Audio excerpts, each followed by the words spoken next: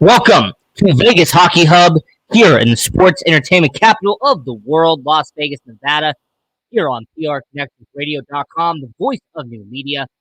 I'm your host, Ian Rachiele. So every once in a while, here on Vegas Hockey Hub, we have to go back into the past to look into the future. It's like that movie Back to the Future where, to understand how we're going to go forward, we have to go back. And one off season that I truly believe is going to be a huge, I mean huge, part of the Vegas Golden Knights moving forward. An off season that impacted the Vegas Golden Knights for really the next few decades is going to be the 2020 NHL off season. Now, the 2020 NHL off season was a weird time because not only was COVID-19 happening during that time period and put hockey into a standstill, which it did, not only did the 2020 NHL offseason happen in October instead of July like it normally was, once again, because of the whole COVID situation, but you had a weird influx of trades, a weird flux of talent being swapped back and forth. You had the Stanley Cup champion Tampa Bay Lightning, who at the time had only won their first championship, and they were going to go out. They were going to get talent. They brought in guys who were veterans. They did all that. But what the 2020 NHL offseason did was show that there was one team that was willing to go all in. There was one team that was willing to put all their chips in the middle of the table. I'm going to use a Vegas analogy here. They're going to put all your chips in the middle of the table because they were going to go all in on a Stanley Cup run. Keep in mind, this is a team that made it to the Western Conference Finals during the NHL bubble that offseason before. So the Vegas Golden Knights, and here's what my argument is. Here's the title of the video. How the 2020 NHL offseason affected the Vegas Golden Knights for the next decade. How the Vegas Golden Knights made not one, not two, not three, but the Vegas Golden Knights made 4 moves in one offseason that made the Vegas Golden Knights who they are now, and more importantly, made the Vegas Golden Knights into the contender they're going to be for the next decade. So the names you see on your screen were the big fish of the 2020 NHL offseason. To your left, you had Taylor Hall. Now, he was an NHL MVP. He was a huge name with the Edmonton Oilers when he was taken first overall. He got traded to New Jersey, won a NHL MVP in New Jersey, and then got dealt to Arizona during their huge push in 2020. Well, that offseason, he goes to the Buffalo Sabres on a 1-year deal. He's now playing for the Boston Bruins. The second to your left was goaltender Braden Holtby. Now, Braden Holtby was the goaltender who beat the Vegas Golden Knights in the 2018 NHL Finals. He was a guy that a lot of people thought was going to get paid a lot of money by a certain team to be their number one goalie. The Dallas Stars absolutely did. They bit on it, and then Braden Holtby spent 2.5 years with the Dallas Stars, struggled, and then went over to Vancouver, had a cup of coffee with another team. So that one didn't pan out. Now, the two to your right is a fascinating situation because one is a defenseman that I personally wanted with the Vegas Golden Knights that year, and the other one became a Vegas Golden Knight. So the first one from the right is Boston Bruins defenseman Torrey Krug. Now, he was a skill defenseman. He was a small guy, but he was someone who could show a lot of guts. He showed a lot of heart. He was a guy who wasn't afraid to drop the gloves, and he was somebody who could shoot from up high and put the puck in the back of the net. When the 2020 NHL offseason happened that year, I actually wanted Torrey Krug to go to the Vegas Golden Knights. I believed that they could give him a 4-year deal, 5-year deal worth $7 million, and he could go to the Vegas Golden Knights.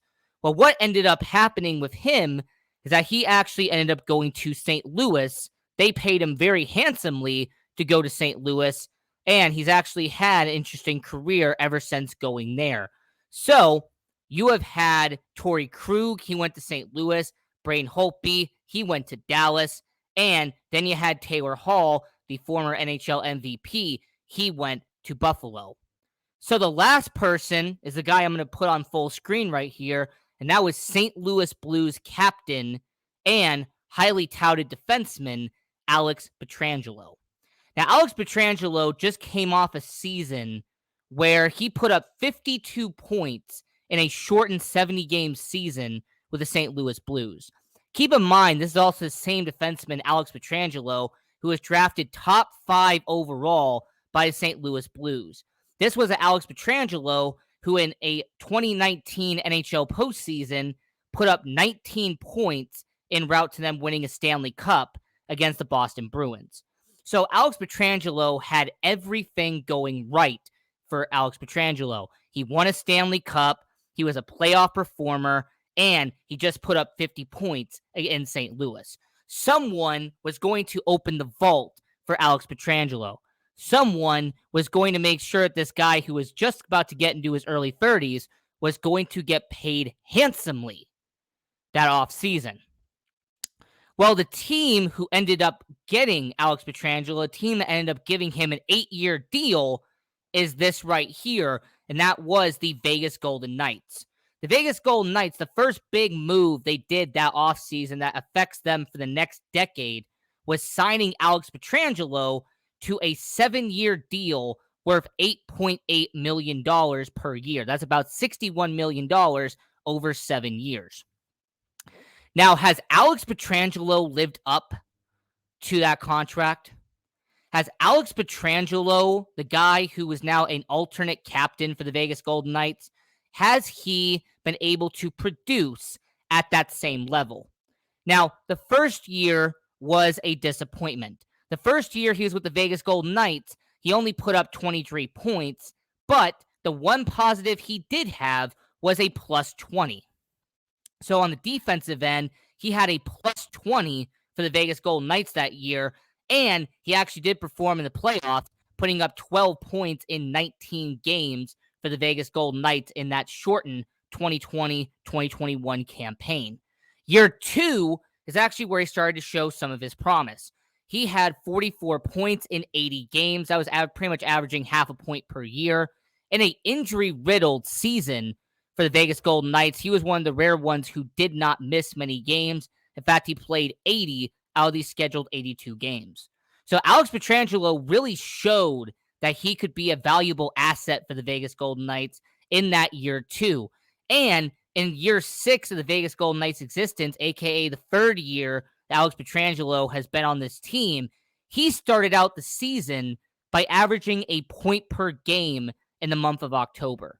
I mean, this is a guy in Alex Pietrangelo who has shown that in year 2, averaging half a point per game, this beginning of year 6, where he averaged a point per game for the Vegas Golden Knights, I'm going to say that he very well has earned that 7-year deal, $61 million.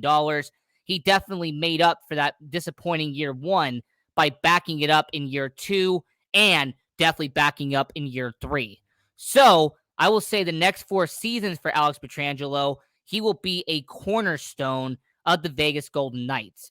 Alex Pietrangelo, whose deal, by the way, is not going to end until 2027, he is going to be a valuable asset for the Vegas Golden Knights. He is going to be a player that they're going to rely on as time goes by. As the young defensemen like Zach Whitecloud, Caden Korzak, Braden Packle, those are going to be defensemen that are going to rely on the veteran leadership of Alex Pietrangelo. They're going to rely on the knowledge that Alex Pietrangelo is going to have in his mid-30s for the Vegas Golden Knights. So Alex Pietrangelo was really the first big deal the Vegas Golden Knights did that offseason, and he really has provided a lot for the Vegas Golden Knights. So as we are talking about looking back at the 2020 NHL offseason and how it affected the Vegas Golden Knights for the next decade, here on Vegas Hockey Hub, here on PRConnectionsRadio.com, the voice of new media, I'm your host, Ian Rachiele. So that was the first move that really affected the Vegas Golden Knights. The second one was a big reward. All right, this was low risk, high reward for the Vegas Golden Knights, and that was re-signing Chandler Stevenson to a 4-year deal worth $11 million. Now, keep in mind what Chandler Stevenson was up to that point. The year before, he was traded halfway through the year by the Washington Capitals to the Vegas Golden Knights. He put up 22 points in 41 games that year and actually had a plus 19 for the Vegas Golden Knights. So, if you are the Vegas Golden Knights, he put up 22 points for you, a career high up to that point. You have to ask yourself, we're giving you $2.75 million per year over 4 years. This was a low risk, high reward situation because, yes, $2.75 million sounds like a lot to us, but $2.75 million is not much for an NHL hockey team. 2.75 is not a lot when it comes to a cap hit, when it comes to letting go of somebody. So they risked a low contract on Chandler Stevenson, and he has so far been a great player for the Vegas Golden Knights. The first year after this contract, he put up 14 goals in 51 games for the Vegas Golden Knights. That was a career high for him. The next year, he puts up 21 goals in 79 games for the Vegas Golden Knights. And for year 6, Chandler Stevenson was averaging a point per game in the month of October for the Vegas Golden Knights. So every single year, Chandler Stevenson has improved with the Vegas Golden Knights. Chandler Stevenson is a player that the Vegas Golden Knights risked low on and got a lot back. And I will say on record, the next time that his contract is up in the 2024 season, expect Chandler Stevenson to make a lot more than $2.75 million. I guarantee that. So Alex Pietrangelo, that definitely worked out. Chandler Stevenson has more than worked out. But how about an entry-level deal that's going to affect the Vegas Golden Knights for the next 5 seasons? How about an entry-level deal that has benefited Vegas 10 times more than they expected it to? How about talking about this guy right here? How about the goaltender, Logan Thompson? Now, Logan Thompson in 2020 was an unknown guy. In 2020, they signed Logan Thompson to an entry-level deal worth $800,000 for 2 years.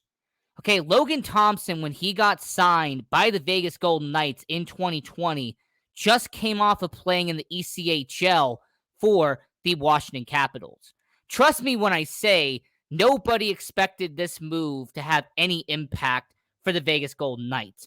But yet, we are 3 seasons past, and not only has Logan Thompson become one of the best goaltenders for the Vegas Golden Knights, he has become one of the best young goaltenders in the NHL right now.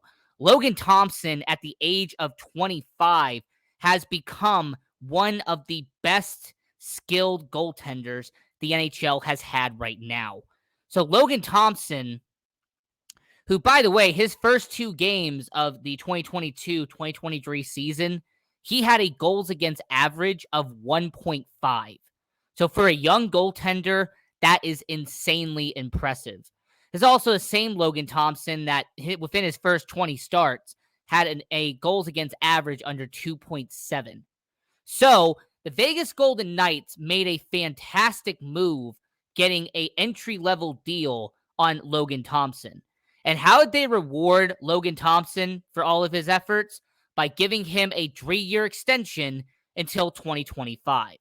So the 3 moves that I mentioned for the Vegas Golden Knights, the 3 moves that I mentioned for the 2020 NHL offseason has benefited Vegas greatly. The first one was getting Alex Pietrangelo to a 7-year deal. That has been an amazing move for Vegas. Number 2 was signing Chandler Stevenson on a low-risk, high-reward 3-year deal worth $2.75 million. That benefited Vegas a lot. and then signing Logan Thompson to an entry-level deal, and he has now become their starting goaltender. So the last two that we really have to talk about here on Vegas Hockey Hub, and yes, I definitely appreciate that comment. The Knights are a top line hockey team. They absolutely are. The Vegas Golden Knights are a top tier hockey team, and I'm really happy to see Vegas having success. The next two moves, one of them is going to be positive, and then the other one, not so much. So this one right here, I'm showing you on the screen, was Keegan Kolesar. Now, Keegan Kolesar only had limited amount of games in the NHL when he signed this deal with the Vegas Golden Knights. When Keegan Kolesar was signed originally by the Vegas Golden Knights, he was in the AHL. He was in the minors. He really did not have much name recognition when it came to the Vegas Golden Knights. But he eventually showed why he would become a valuable asset to the Vegas Golden Knights. This was a guy who came in and really showed that he could become a valuable asset to Vegas. When he signed that 2-year deal worth $700,000, he made an impact right away. Not only did he play his first season in Chicago, put up 18 points, by the way, but he eventually made a call up to the Vegas Golden Knights. He spent some time with Vegas. He did a very good job.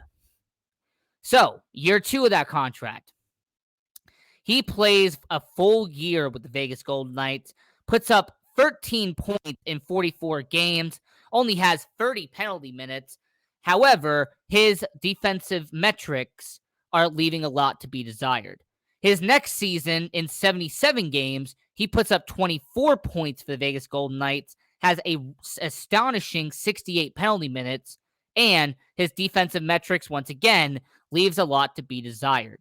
So, when it comes to Keegan Kolesar, a guy who had 10 goals in his first 3 seasons with the Vegas Golden Knights, his plus minus of -10 is something you have to question. Yes, Keegan Kolesar is a great guy when it comes to putting people on the boards, when it comes to standing up for your teammates, when it comes to making an impact. Keegan Kolesar is your guy on the bottom 6.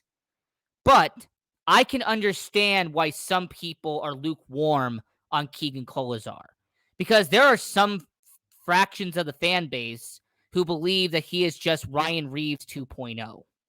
There are some people who really believe that Keegan Kolesar is just the bottom 6 version of what Ryan Reaves used to be. And my rebuttal to that would be, well, the thing is, Keegan Kolesar can score goals. You know, Keegan Kolesar, he has already scored 10 goals up to this point. You know, Ryan Reaves didn't score as many goals as Keegan Kolesar had. More importantly, Keegan Kolesar has become someone who can pass the puck around. He is someone that can do a lot of movement with the puck. So I would actually say that when it comes to Keegan Kolesar, I actually think that he is an upgraded version, a younger version of what Ryan Reaves was. That Keegan Kolesar has become one of a more stable bottom 6 the Vegas Golden Knights have had. So when it comes to Keegan Kolesar, really my final comments is that when they gave him their extension this offseason, when they gave him a 3-year deal worth $4.2 million, they did that because they believe that Keegan Kolesar can be what William Carrier has been since the beginning. They believe that William Carrier, his long-term stability, is what they're hoping Keegan Kolesar can eventually become. And if I had to make a prediction for you, if I had to come up with an angle, I actually believe Keegan Kolesar can be like William Carrier. Reliable, consistent, durable, stone hands, putting people in the wall. I think Keegan Kolesar is a nice find for the Vegas Golden Knights. That was a solid move by them. And then lastly, lastly, this one's going to take a while. I saved this one for last because I want everyone's opinion on this. I want everyone watching around the world to give me your comments on this deal, because there's going to be two type of reactions you can give.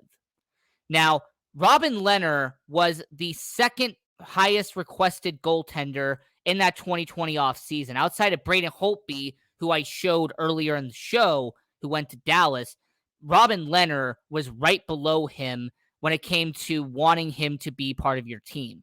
So on October 3rd, 2020, a few days before the actual offseason kicked off, the Robin Lehner deal got signed by the Vegas Golden Knights.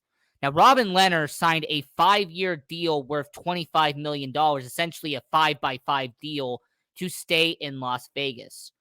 It also came with a modified no trade clause in his deal. So, to give you perspective on the whole Robin Lehner situation, the Vegas Golden Knights were investing $25 million in Robin Lehner to be one of the highest paid backups in the NHL. At the time, Marc-Andre Fleury was the starting goaltender for Vegas. Marc-Andre Fleury was your face of the franchise in Las Vegas. So they were paying Robin Lehner to be what Jake Allen was in Montreal. They were paying Robin Lehner to be what Semyon Varlamov was in New York. Essentially, they were paying Robin Lehner a lot of money to be a backup to Marc-Andre Fleury. So what happened the year after this deal? Well, he puts up 19 games, a 2.29 goals against average, and they end up winning the Jennings Trophy with Marc-Andre Fleury. So that first year after this contract was signed was actually a fantastic move. In fact, a lot of people were praising it at the time because of the success that Marc-Andre Fleury and Robin Lehner had. The second year is when everything went haywire.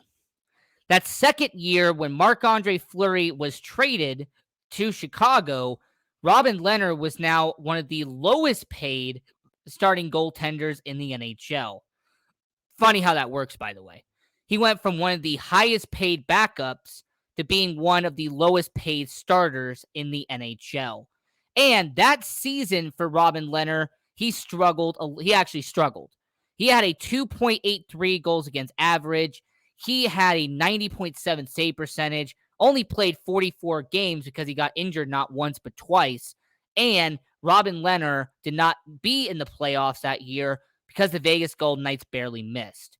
So Robin Lehner in year 2 of that 5-year deal struggled without Marc-Andre Fleury.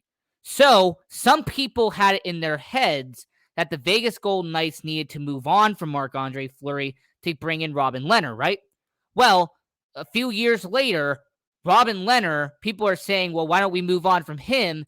We now have Logan Thompson. It's very similar to that new flavor of the month ideology, right? You know, when you have something brand new, something shiny, something with that brand new car smell, people are attracted to a brand new situation. So I have talked to people who are fans of the Vegas Golden Knights. I have had conversations with people who are diehard hockey fans, and I've come to one or two conclusions when it comes to Robin Lehner. When Robin Lehner essentially comes back to the Vegas Golden Knights, one of two situations going to happen. Either one, they're going to play out the final 2 years of that deal, but Robin Lehner is going to be a backup to Logan Thompson. That because of how well Logan Thompson has performed for the Vegas Golden Knights, they're going to have Robin Lehner once again be one of the highest paid backups in the NHL. They're going to have him play, 25, 30 games a year, but Logan Thompson, the future in net for the Vegas Golden Knights, who, by the way, we talked about in a recent episode. Go back and watch that, where I talked about how the future is bright in net for the Vegas Golden Knights. But I'm just pointing out that's the first scenario, that Robin Lehner stays in Vegas, but he ends up being the backup to Logan Thompson. The second possibility is that the Vegas Golden Knights buy out Robin Lehner and they pay him for the next 4 or 5 years to not play for the Vegas Golden Knights. There's been that possibility that the conversation they were having about Marc-Andre Fleury in the 2020 NHL offseason could end up happening to Robin Lehner in the future down the line. So I want to ask everyone watching around the world, which option do you see the Vegas Golden Knights doing with Robin Lehner? Option one is that they keep Robin Lehner, they play out the final 2 years, and he is a backup to Logan Thompson. Or option two, they buy out Robin Lehner and they will pay him X amount of money for the next 4 or 5 years, and he'll sign a veteran minimum deal to play someplace else. Very similar to what the New Jersey Devils did with Corey Schneider, for example. So I just want to know from everyone watching around the world what your reaction would be to Robin Lehner, because I've actually been talking about it with several people, and that's really the only two options that they have at this point. Either make him a backup or buy him out and have him be a backup goaltender someplace else in the NHL. So going back to what the beginning of the show was, we have about 5 minutes left here. There was one trade I do want to discuss very quickly, because this trade actually allowed Robin Lehner to get to the Vegas Golden Knights. That if this trade was not mentioned on this show, I know somebody would have crucified me for it. So the one trade that happened in 2020 that allowed Alex Pietrangelo to even be on the organization, in October of 2020, the Vegas Golden Knights sent fan favorite Nate Schmidt to the Vancouver Canucks for a third-round pick. Now, that third-round pick actually got sent back to Vancouver later in that timeline. Funny enough, by the way, they actually sent it back to Vancouver, and they actually ended up drafting Elias Patterson, which is hilarious. But the whole situation is that Nate Schmidt was sent to Vancouver. His near $6 million contract was sent to Vancouver so that they could sign Alex Pietrangelo to a 7x8 deal. Now, Nate Schmidt, he has actually had somewhat of a regression ever since leaving Vegas. He had only 5 goals in 54 games for the Vancouver Canucks, and he only had 32 points in 77 games for Winnipeg when Vancouver traded him over there. So you had a Nate Schmidt who had a positive plus minus in his multiple seasons playing for the Vegas Golden Knights, to having a negative plus minus playing in Winnipeg and a negative plus minus while playing in Vancouver. So I have to very quickly mention that Nate Schmidt deal because I knew somebody was going to mention it. Also, they traded Paul Stastny to Winnipeg for a prospect and a future draft pick. So those are really the two deals that affected the Vegas Golden Knights. They were not long-term, though. That's the reason why I'm going to very briefly mention it. It did not affect them long-term like in Alex Pietrangelo. It did not affect them long-term like signing Chandler Stevenson, like signing Keegan Kolazar and Logan Thompson. But it was still a trade nonetheless, so I have to mention that real quick. So, Vegas Hockey Hub here on PRConnectionsRadio.com, the voice of new media. I'm your host, Ian Rachiele. Now, our next show that we're going to talk about, an upcoming show, going to give you a little bit of a teaser here. So we're going to talk about the Buffalo Sabres and how they have become the Vegas Golden Knights' favorite trade partner in the NHL. And I'm also going to discuss the Jack Eichel trade and how the Vegas Golden Knights and the Buffalo Sabres won both of those deals. That the Buffalo Sabres getting Alex Tuch and Peyton Krebs, and the Vegas Golden Knights getting Jack Eichel, is going to be a win-win for the NHL, going to be a win-win for Buffalo, and will be a win-win for Vegas. So that's going to be an upcoming show here on Vegas Hockey Hub. Do not miss that. And also, I will appreciate everyone who watches this show, Vegas Hockey Hub. Follow us on all social medias at Vegas Hockey Hub, and follow your host at Ian Rachiele18 on all social medias. So until next time, have a great one, enjoy hockey, and go Knights, go.